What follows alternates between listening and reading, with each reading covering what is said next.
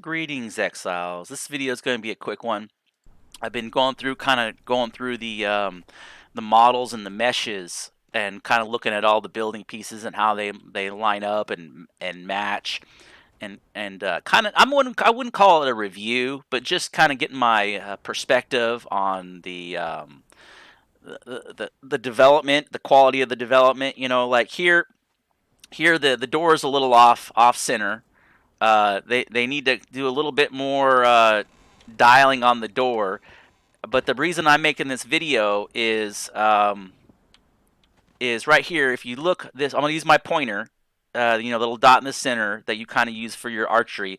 I'm gonna highlight the seam between the top of the door frame and the top of this wall up here. But when I roll my camera up, you can see to where the meshing is almost like there's I mean, if it was real life, it would be like a 2-inch gap between the top of the door panel and the top wall panel up here. But you can see where they don't snap correctly, and you don't get that on any of the other pieces when you hold your camera. I mean, you have a little sunlight poke through right there, but that's just a hole in the wall. That's not meshing. That's not correctly lining up, and so it looks like the door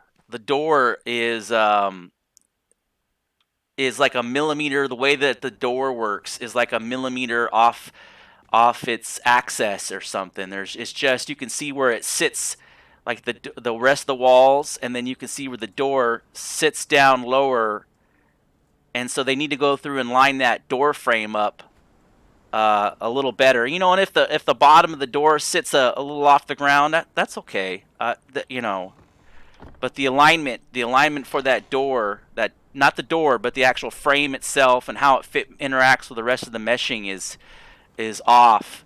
That needs to be dialed.